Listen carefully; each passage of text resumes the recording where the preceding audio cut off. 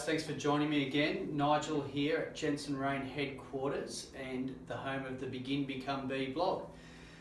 Look, I wanted to take some time today to just cover quickly a topic that's very brief but really important before we probably even enter into any of the other components of exploring the Begin Become Be blog.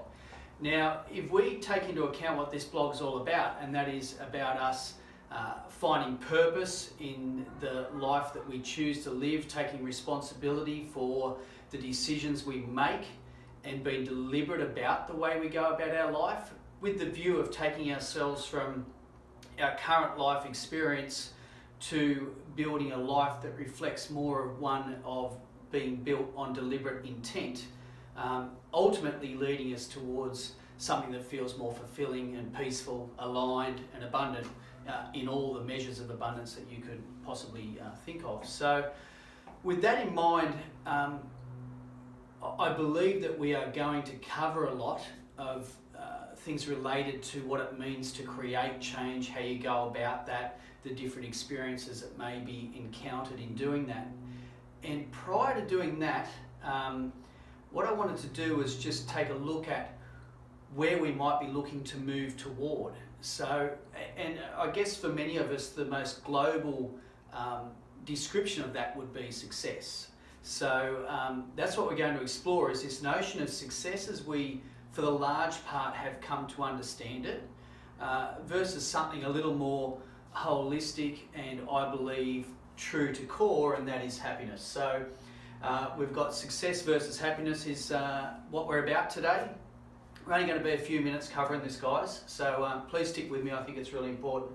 We're going to take a look at the success condition and the external experience, and then we're going to look at happiness, the happiness pivot. So clearly I'm not really the creative for this side of things, and it may even be difficult to see, but this serves both to help keep me on track and give you some framework of what's going on. So with that in mind, let's kick off with the success condition. So what we're really talking about here is that conception of why we do the things that we do in life that are seen to build a life that's successful. So this all comes back to like our time at school, where the conditioning is that you're here now and you're studying because you're going to be somewhere else, and the next step to that somewhere else is going to take you to the next step, and so on. And that in itself, the idea of building and layering up experiences and knowledge to take you someplace that is deliberate and where you want to be is really cool, and I don't have any challenge with that.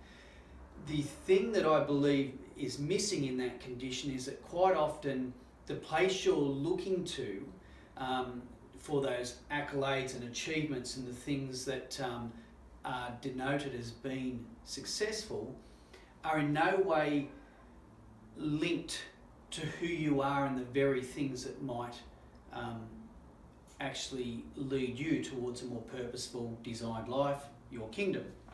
So what transpires from that is that we get this external experience, and what that looks like, and I'm just going to use the classic kind of one that I think most of us could relate to, and that is that, go to school, get a good job, get paid well, buy a house, get a mortgage, have children, retire one day, and then you can do the things that you want to do. And I hope that that feels like a pretty old prescription of the way life could go, but I don't know that that's the case. I've been mentoring a friend's 18-year-old twins over the past 6 months now, a little bit over. And the first conversation we had together was about, the conversation flowed to this talk of the notion of success. So I asked them, well, what is it that represents success to you? And the typical things that came up probably wouldn't surprise you coming from an 18-year-old, very well could be from a 30, 40, 50, 60-year-old as well. Well, those external things, those external experiences of the house, the car, the status in the job, the whatever it is, all these things are external to the very nature of the being who was achieving them. So what this translates to in real life is that These are the experiences we hear about where, we'll stay with the job scenario for the moment, where somebody has climbed that ladder through school and education and been on that corporate ladder and has just got that new promotion that really feels fantastic. It's something that the external world can see. Just being at a celebration dinner because you got a promotion at work, which everyone knows equals a pay rise, and those sorts of things, which, just to paint the drama of that out, turns into, well, I've got a pay rise, so I've got to get a bigger house or a faster car so I can tell people about this new found circumstance that I'm now in and my success, which can quickly turn into somewhere down the path as that person's leaving home to go to that same job again that was not long ago a promotion and felt really good, sitting in their car wondering, as they're backing out of the new home and the driveway and so on, feeling, why does this success not feel better to me?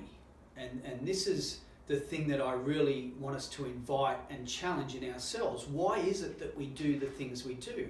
And is it enough that it's to paint a picture of success? It's almost like we go about life from this perspective of, we're at the cocktail party and it's the, what do you do? And it's like, the answer has to spell success. So we want to attach a name and an image and something to us that says, yes, I'm successful.